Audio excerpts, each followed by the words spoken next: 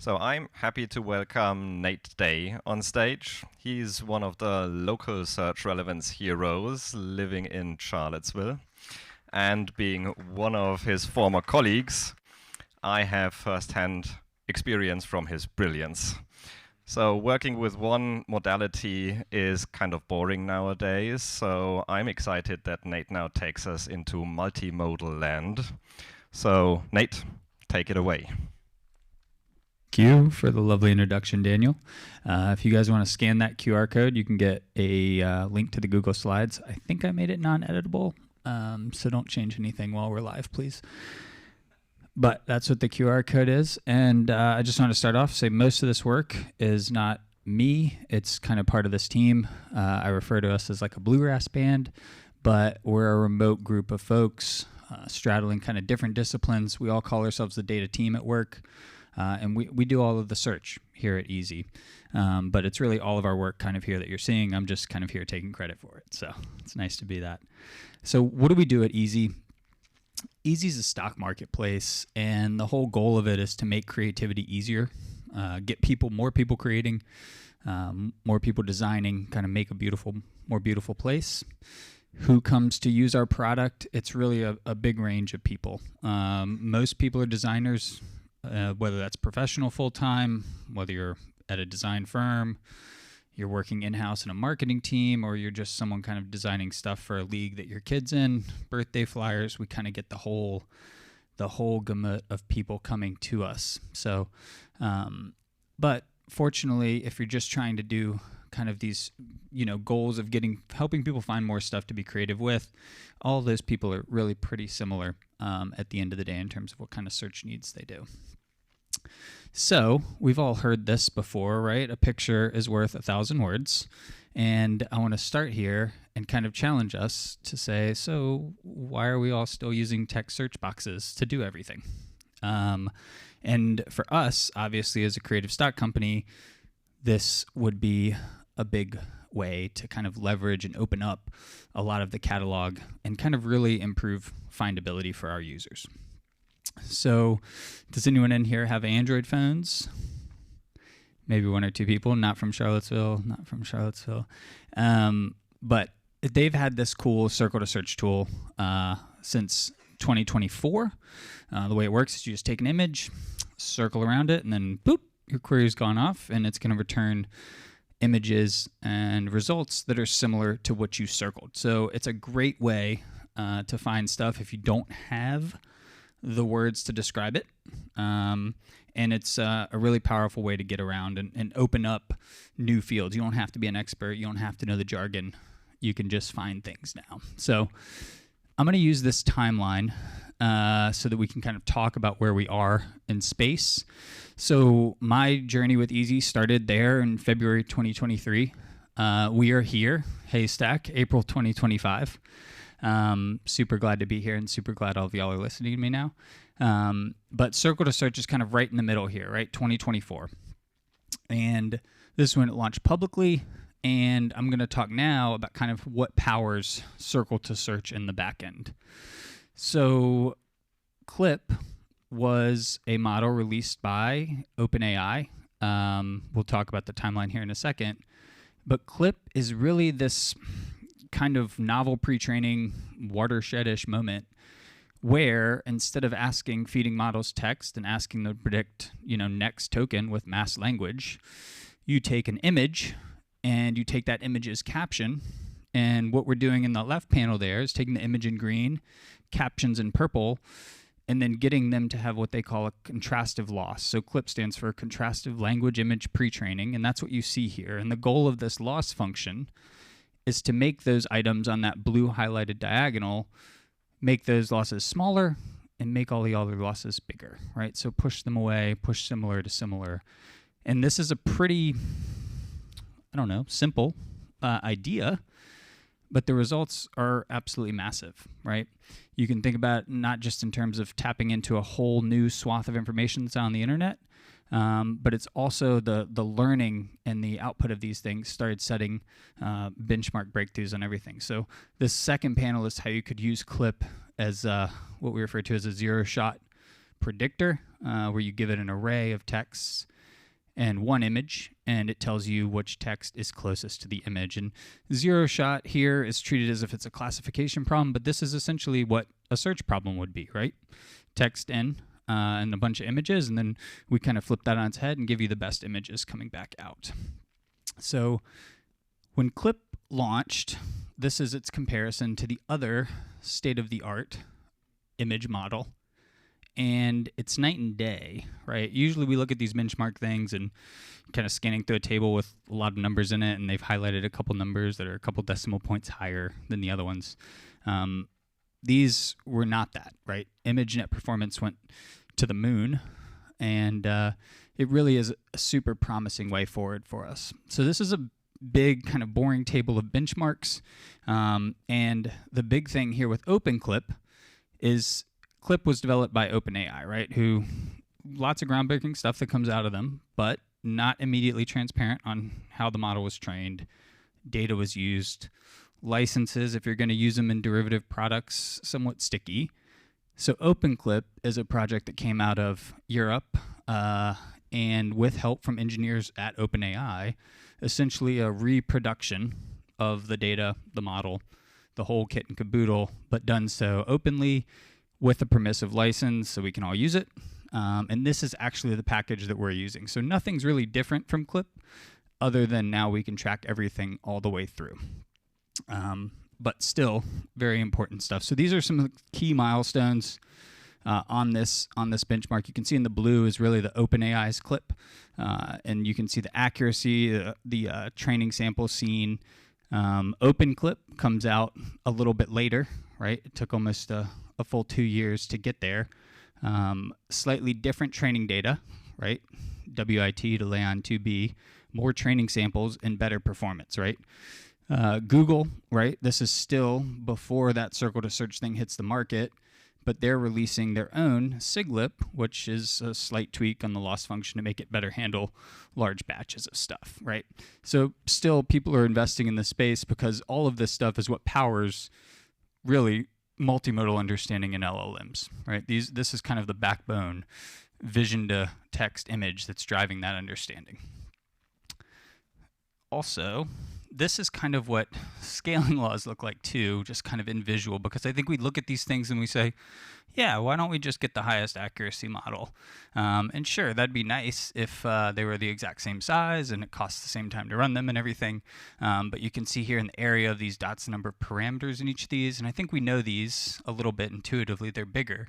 But like H is more than twice as big as L, which is more than twice as big as B. And we're a large shop, or an L. It's not that it really matters. I don't think benchmark performance is something that really matters too much in our end product search.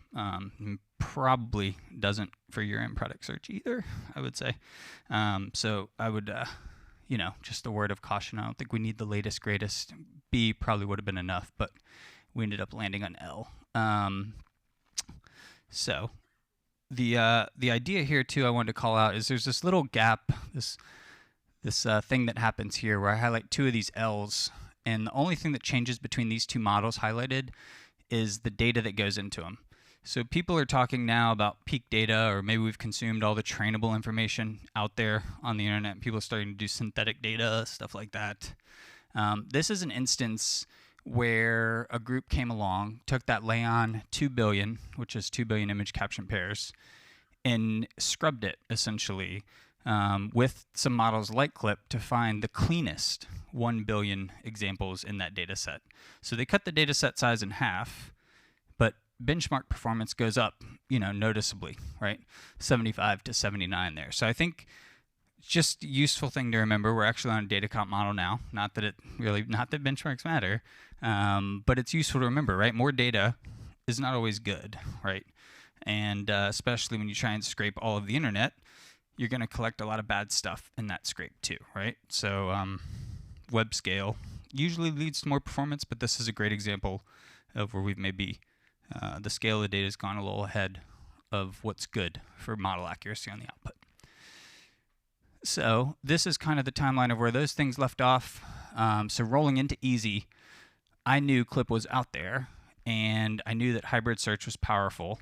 So I really was itching to get going and get clip into the production search system kind of wherever we could. Clip also powers DALL-E, OpenAI's search generator. So just to give you an example of how this is kind of like a backbone model for other LLM and Gen AI stuff. So the first spot where they let me kind of get it going was reverse image search. So we chose this because it's a separate endpoint. Hardly anyone was using it in production, low risk. And we could kind of swap things in, relatively hot swap.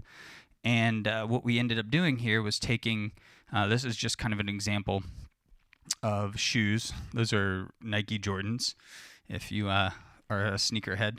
And what you get with this new reverse image search is a bunch of other basketball shoes, right?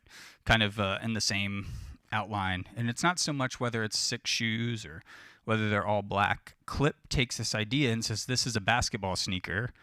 Therefore, I'm going to give you other basketball sneakers back. A competitor search, which is similar to our pre-clip search, says, hey, you gave me an array of black shoes on a white background. I'm going to give you black shoes on a white background. Kind of this like naive, pixely way of looking at the image, kind of ignoring the context, but just leaning into the pixel-to-pixel similarity, right? And this is kind of where lots of image models were, but clip really is kind of a big shift here. And I hope this example kind of highlights that.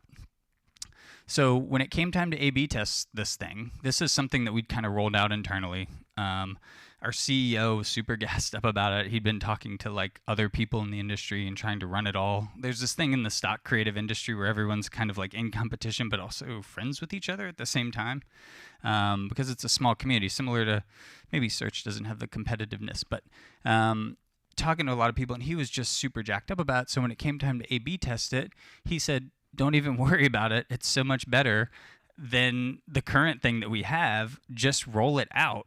And again, this is why they let us play with this first, right? Small potatoes, but essentially jaw-dropping differences, like night and day, really. And, you know, our CEO is a non-tech person, right? So it's always good when the non-tech people are excited about search. You just kind of stay quiet and like give them a thumbs up from the corner. And so that's kind of exactly what we did, right? But this is just, we know we're not there too long, right? It took us a little while to get the embeddings, but May 2023, we have our first kind of search win in production. So that always feels pretty good, right? And what we've also done is we've started building the infrastructure to embed every image we get, right? So as a stock space, it's kind of non-trivial. People come, they upload hundreds, maybe thousands of photos in a single upload. That could be one shoot or multiple shoots. But now we have all the pipelines set up to be able to take all those things, save them off, store them, and then quickly look things up later, right? So everything from here out is about what we kind of build on top of that bedrock foundation. So the next spot we went, right, is if you can make reverse image search better, why can't you just make the search algorithm better? And that would be great, wouldn't it? So that's what we set off to do. So here, we're kind of starting at the base of our legacy search algorithm with a user query. It could be whatever. I don't know if any designers are in here, but this crumpled paper query is very big in the design space. I thought it was a joke when I first saw it. I thought it was someone throwing something in the trash, but it's like that background texture, and it's called crumpled paper. So just a little designer tidbit. And so what we did was we would take those tokens and essentially use some sort of token constant score thing here. So we ditched BM25 because the length of the caption, the length of the title led us to weird situations. We really just cared if it matched or not. And our images all have a title and then tags that go with it. So we match on both of those. And then if you match on those, you kind of are into the recall set. But everyone at this point is relatively equivalent, right? We're not going to say that you had a shorter description, therefore you're a more representative crumpled paper background.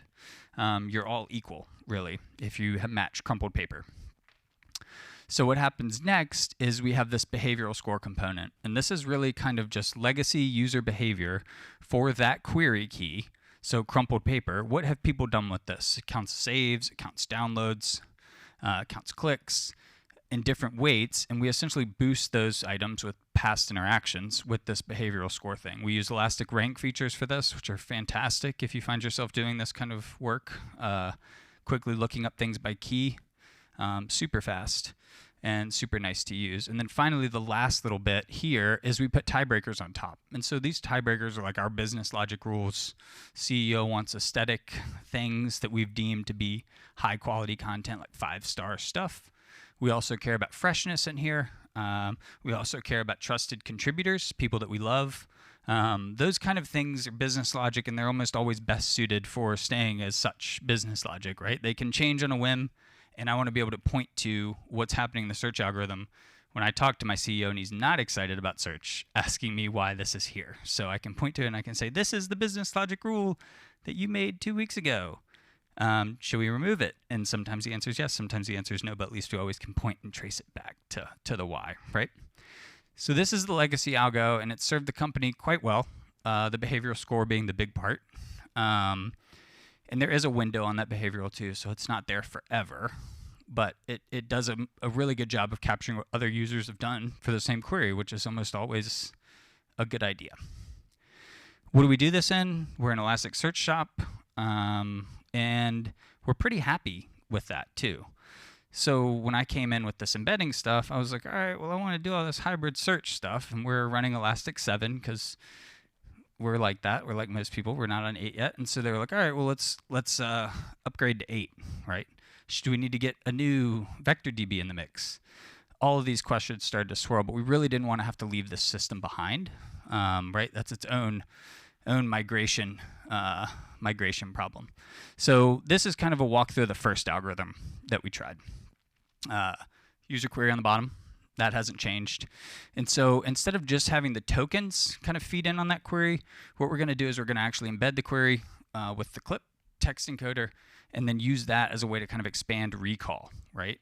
So that's why they're both positioned at the bottom. And the clip score also has kind of an outsized impact too. The intuition was like clip should be a little more important than the text. What's captured in the picture but wasn't captured in our minds at the time was that this clip score also somewhat interferes with the behavioral score. So when we first ran the search test, we ended up kind of being a little bit confused. So how did we actually do this clip stuff is, I told you, we weren't on the right version of Elastic to do it in Elastic. We didn't want to pick up another vector DB. So what we reached for was the tried and true face, which is kind of the standalone project from Meta, if no one's ever heard of it. Super efficient similarity search, very fast, and relatively lightweight, which I think is really cool. And what we do is we essentially pipe and results, approximate nearest neighbor results from face, into Elastic. And so we take the clip score, carry it in, so now you can match all of those IDs, get into recall, and they get their boost. But it's really that kind of jostling, if you will, of that behavioral score that kind of led us to this, what I thought was going to be a slam dunk, right? I'm coming off of my reverse image search win, feeling like I got it. And I go to interpret these A/B test results, and everything's kind of moving the wrong way. So downloads are down. Search paging is up, right? These are kind of like death knell instances if you're improving relevancy for someone. And it was really because of that jostling of the behavioral score, right? We're kind of clashing with it, right? Almost colliding with some of that behavioral score and perturbing it in a bad way was the real reason. So I went back to the drawing board and said, I got it, boss. Let's do one more test. Fails. Let's do another one. It fails. Another one fails. And another one fails. So swing 6 is this. And we finally got a win with this. So the breakthrough is, one, now clip hasn't really changed in terms of recall, but because we've changed how recall was happening with clip, we now have to have anything with that behavioral signal also being in the recall. Because if you came through with clip the first time, it's approximate. It's not necessarily deterministic. We rebuild the indexes. There's no guarantee that it's always going to come back in those clip results next time. So now we have to kind of pipe it in directly if you've been interacted with. And we also really, the big part is using dismax queries between the behavioral score and the clip score. So if you have behavioral now, we keep it like oil and water. So clip is always there, but those layers are separated. So anything that we know is good from user behavior stays on top of these kind of what the embedding model thinks is good itself. And that's fine. It's still going to be in the results for you. But what this did was really kind of mitigated those downsides that we saw in that first A/B test. And so the sixth and final one that I want you to remember when you think of me as a relevancy engineer, not the first one, is this. And it really was, again, kind of surprisingly good, right? I came in thinking we'd increase what we call like search success, or this downloads number down here, by like 2%, right? And I figured, great, that'd be a huge win, right? And that is great. But we also found people were interacting with search more. These are new searches, right? These aren't search pages. These are people trusting the search algorithm and going back and looking for something else. Revenue goes up too, which I didn't expect at all. I didn't think this would increase customers. But having a better search algorithm, turns out people trust your product more and find more stuff they like and then buy more stuff. So business people are happy, search people are happy. We're all kind of singing Kumbaya again, right? After the dark valley of those 5 experiments. But we came out. And this is a graphic that's a bit confusing. But essentially, we have 2 experiments in the columns. They're kind of replicates and very similar. These are essentially the 5th and 6th algorithm there in the columns. And what you have in the rows is how much user signal we have just bucketed. So in the top row is low user signal, where we have really few behavioral signatures, medium, and then high. And the colors of the dots here are whether it was production or legacy, which is in red. And then blue is with clip. And you also have different content types there too. But you can see that whether a search on the x-axis here is internal or external. So external is someone that's coming in from Google with the search config already, right? They've seen our results on Google, shows the little snippet of results for dog. This is another kind of weird gotcha in this thing, and they kind of seen this little tile of small dog images. They click through to our SERP, our search results page, and if we were shuffling those results around, i.e. not in the order that Google had showed, the ones that they had clicked on, that actually kind of degraded the site experience for those people, right? They came for that image of a dog. They didn't know they were getting dropped into this test algorithm variant where that dog may or may not have been in the first row of results. So we don't see big gains on external, right? Those dots are right on top of each other. It's really only in the internal, and then really only in that top row where behavioral signal is low that we even saw gains, right? But those gains are big enough that it matters, and it really did move the needle like we saw in that last slide. So the goal there, I forgot to start the timer, Daniel, so keep me honest. But the goal here is that really it's kind of that long tail place where clip is helping us, right? And I think that's really where a lot of embeddings will help most people, is figuring out those kind of little mismatch vocabulary problems. But it still matters. So these are just some kind of time series plots. This is not what we use for the A/B test, but these are like nice ad hoc wins that came up after we launched the algorithm, not really thinking about it. 0 result searches, we don't have them anymore. Everything you see down there post that mid-July cutoff is from people applying filters, too strict and getting there, which is fine. But we eliminated all that with embeddings, which is another nice thing. It's in our space, at least, we don't have to worry about providing the right answer. So it's almost always better to show someone something. These are conversion rates by country. So we have these 4 lines based on different tiers of countries, essentially loosely based on GDP. And only in that lowest tier, which is our worst converting country, did it go down after clip. We still haven't really figured out why. I think it's just noise in the data.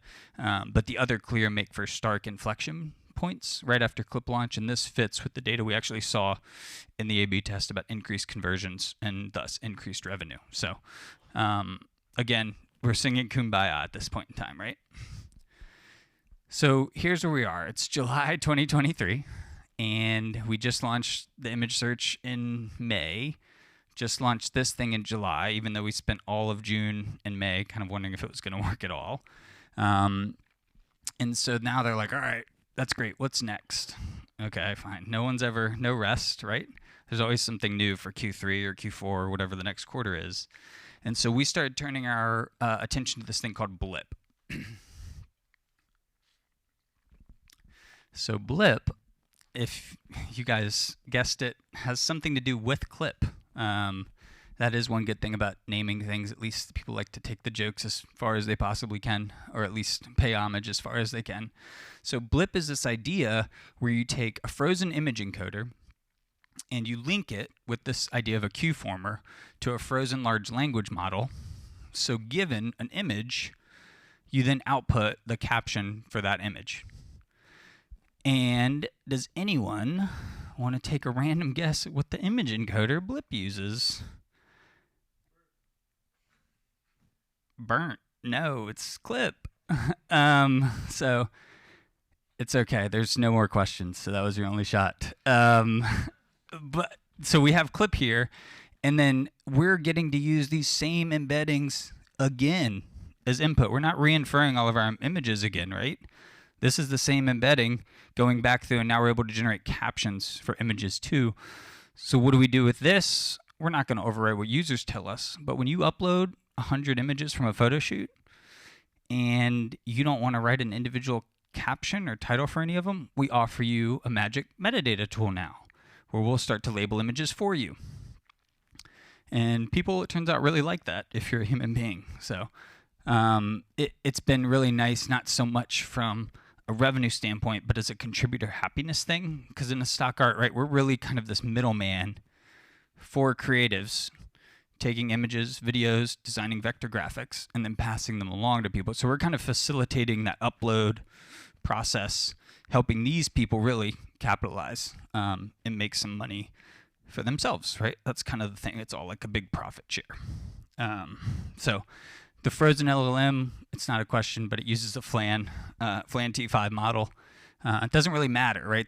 These encoders in the LLM itself are frozen. It's really just this little Q-former transformer layer there in the middle, which is a small neural net, but nowhere near as important as the language model or the image encoder that you hook it up to. So, but pretty cool idea and very cool way of kind of extending one thing already. So this is just a quick example. It's really hard to read the text in the large format, but all of these have kind of the magic metadata kind of added to them, and you can see kind of a healthy lunchbox with rice, spinach, and blah, blah, blah, other stuff and juices. And it does, you know, a pretty good job, right? Definitely better than a tired human copying and pasting the same title across every image of the 100 images that they just uploaded, right? Because if you require a title, that's the kind of stuff you get when you ask people to do this stuff. So the next thing that this thing is good for is what I've affectionately called the token scrubber. So I told you earlier we have descriptions and we have tags. And tags, we have a hard limit that we capped at 50. This is a distribution of the resources in our catalog and how many tags each resource has. And it looks like almost everyone took up all 50 tags to accurately describe their image. Huh. What a coincidence. It turns out if you give people 50 tags, they're going to use them all. And they're not going to necessarily care if those tags are relevant to the image. Why not tag it as Christmas? Why not tag it as Easter? Those are big holidays. I'm going to get some hits for that. Someone's going to see it. Someone might download it. There's no kind of downside for the contributor here, right? So people were running against the limit that we gave to them. Foolish us, giving people a limit and expecting them to use it wisely. But now we can kind of fight back in a principled way, right? We're not asking content reviewers to do all this stuff. We're saying, hey, Clip, can't you do this for us? And Clip's like, yeah, actually, I can. So Clip by default in the zero encoder thing uses softmax function here, which if you're not familiar, just takes an array of probabilities and picks the highest one. Kind of puts all of that into the most likely, right? And for a zero-shot classifier, that's exactly what you want. You know the classes don't collide. You know you're only going to pick one of them. You're either going to get it right or you're going to get it wrong. And that's what softmax is there for. But this is really just PyTorch and a neural net under the hood, so you strip off that softmax layer, right? Now you're just dumping out probabilities. And what happens here is that then you can take all of those tags, do the probabilities for that tag, and come out with a list of tags that have closer distance to the image itself. So you can see all of the tags that kind of got scrubbed here. Some of them might have been okay. Bengali, it's close to a Bengal cat. Bengali is something slightly different though. Thoroughbred, I don't know who refers to cats as thoroughbreds. That's a horse thing where I'm from. But it's still, this is just all over the map. I mean, and it's a really, really cool picture of a cat in sunglasses. But the tags coming out of it are much more what we would put like on target, let's just say. And so Clip is actually measuring this here with the distances it's assigning. So you can see kind of it did identify thoroughbred and sofa as the least likely to belong to that image. So cool way of using Clip, same embeddings, no new models, right? Same old friends Clip. And so the third thing here we do in this kind of metadata enrichment process is we train these things called linear probes. And this is really useful for designers because lots of times there's a language. I just found out a new case yesterday called tone. Designers refer to it as tone, kind of like a vibe of an image. And what we want to be able to do is kind of map that vocabulary out so that they can have filters, they can have categories or sections and pages with different styles or tones. And training these probes is really pretty simple. It's fully connected, super small. So I don't know if you can read that, but it's 6,000 parameters in that probe compared to the 300 million parameters in the clip L that we're using. And so all we do is we treat that clip L as kind of like the feature extractor, right? It gives us an embedding out of an image. We feed that embedding into this probe, and then the probe gives us kind of a styles list out of it.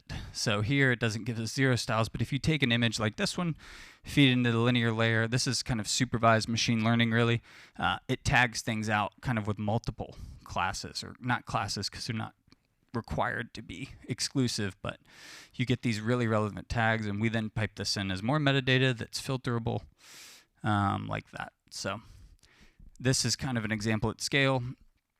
The label is on the top row if you can read it, and then the model output is actually on that second row, and that's just kind of the internal ID there on the third row.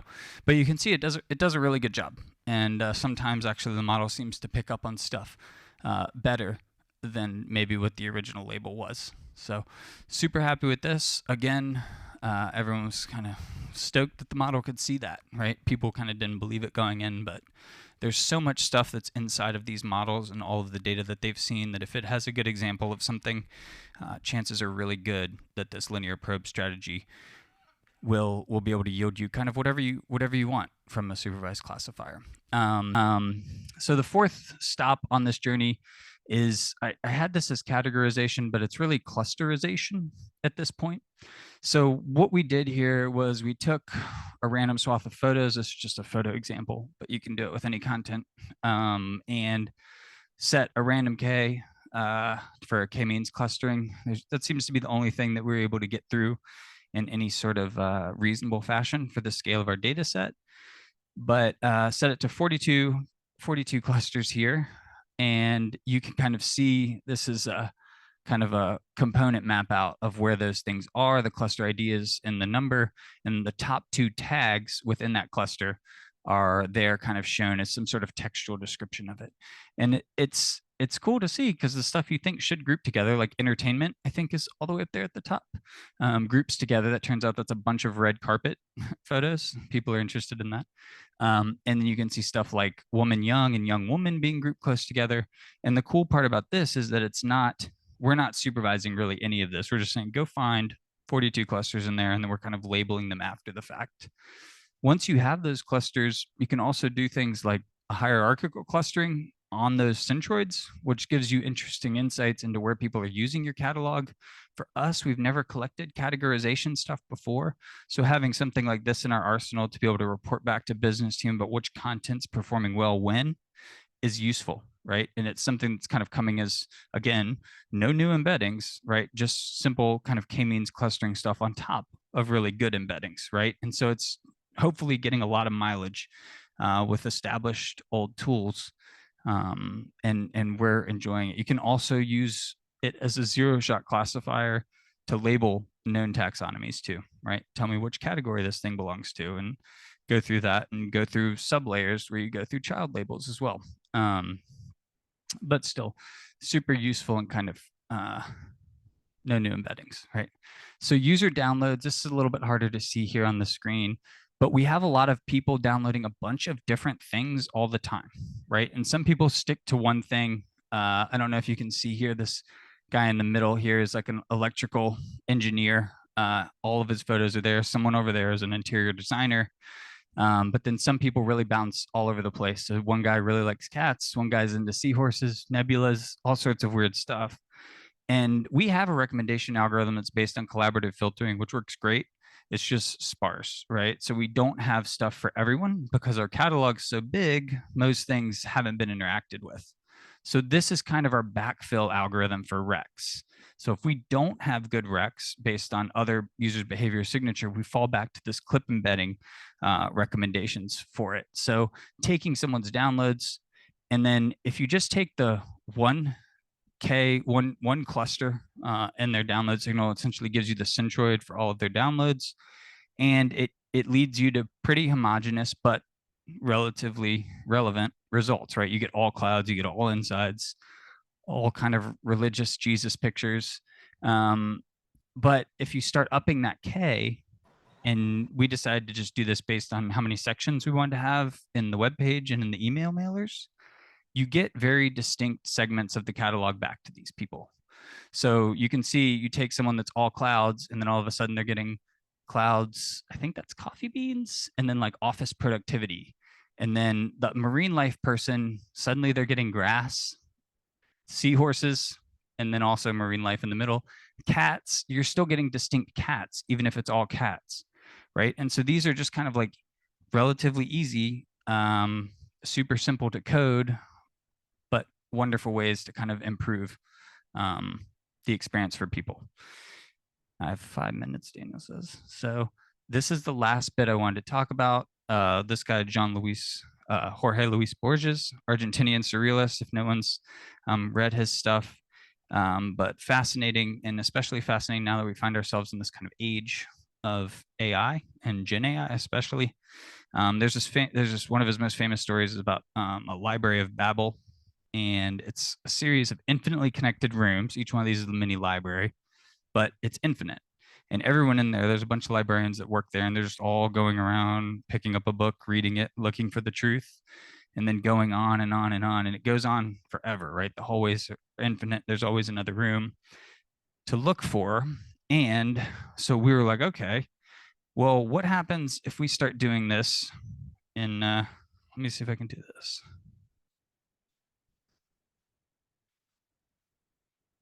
So it's a little off screen here. Let me see if I can just,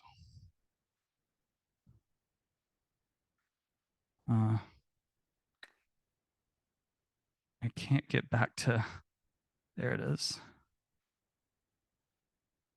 Oh no.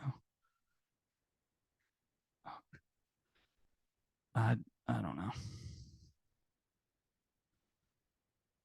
Okay, that might work. Okay, so you guys can kind of see that.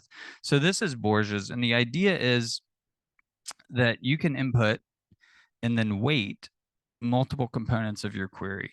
So instead of just having like one search box, you can have kind of multiple search boxes work together, and you can do things like introduce images into the search as well.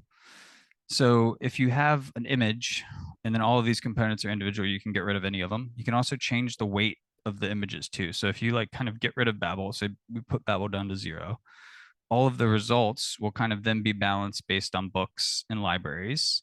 And you can change things like, let's not do any more library, just give me more pictures of these books. And then you're like, actually, I don't want empty bookshelves, right?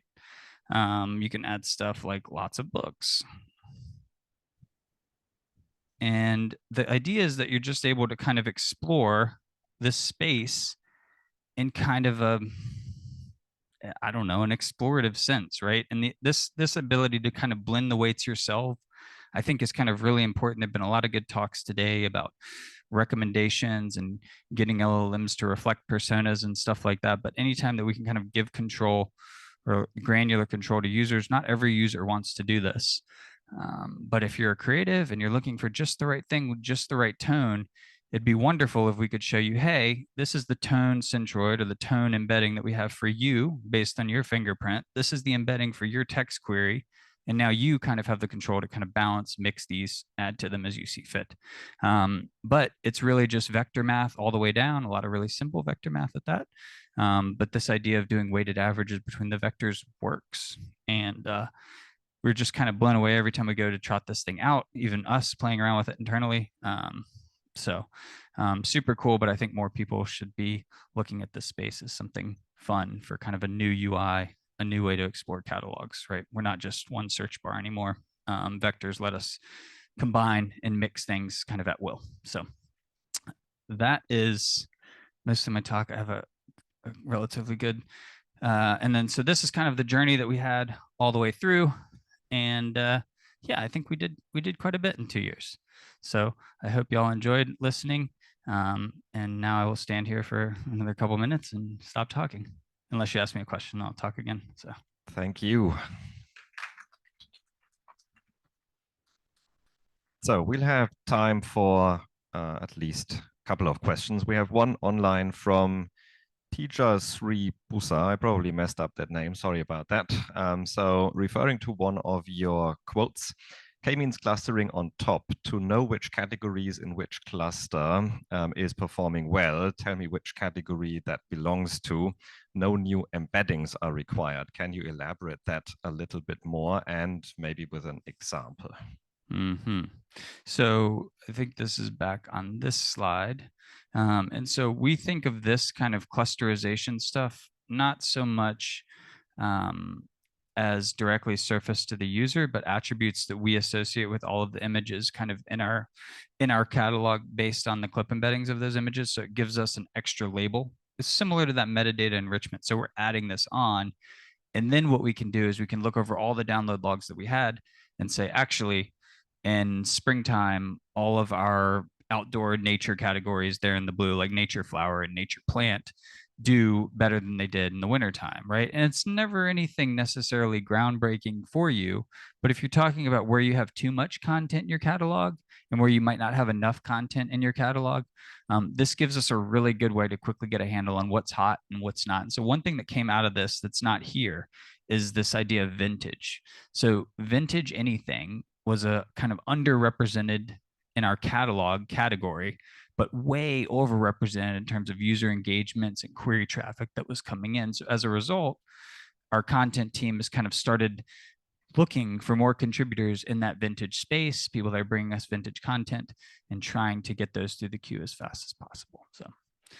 So one question from up here. Thanks, Nate. One question I had was when you were showing some of those clusters of, like, let's say cats, I saw some that were most likely from the same photo shoot, just slightly different angle, whatever. But then later on in the presentation, there was a great diversity in, like the Borges example you showed. Is there a vector representation of diversity, or is there something different that you're doing to show them a variety of different similar images? Yeah, so thanks, Scott. And that question about how we handle kind of diversity in the centroid-based results, right? Kind of, and the downside of doing anything in vector space is that if you get to a central point, most of the time the things around it are inherently from the same shoot. And this is an area that we're kind of actively working on. There's ways you can do it, require that the results kind of get collapsed around shoot IDs is the most simplistic one. That's something that's gained traction among designers too. It presents unique UI challenges, which we haven't really launched yet, but something that's still kind of an old idea that we want to test. And then there's also this idea is really about just taking that K. And so another way to get it increased diversity is the good thing about K-means is it's going to force your clusters to be relatively far away from each other. If you just take one from each of those Ks, you never have to deal with this redundant problem, which is another way about it. But oftentimes designers themselves like to see a lot of things in a shoot, because which one is really better is really in the eye of the beholder. So we try and show stuff, let people know it's there, but really we'd like to have better support for being able to click in and see the shoot, and also appreciate that it's part of a larger shoot when you just see a tile. But it's an ongoing thing, and something I've tried to work on is noising vectors. It's really tricky because sometimes it's something that seems semi-reasonable, sometimes it's tomato plants, and you're like, okay, well, this is how the clip space looks. The topology is weird. Great presentation. Thanks a lot. When you, in Borges, are you actually generating one single query vector, or do you have multiple query vectors that you are then making one query out of, like a Boolean query? Great question.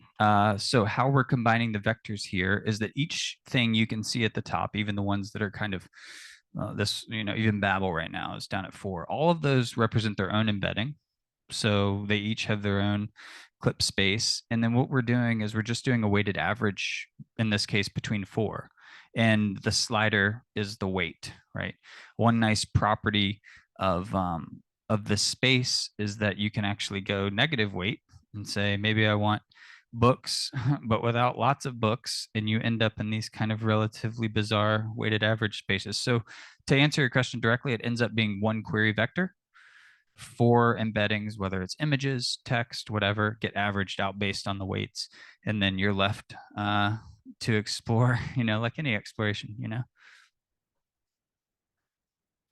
No, so it's essentially just a fresh search into that clip space.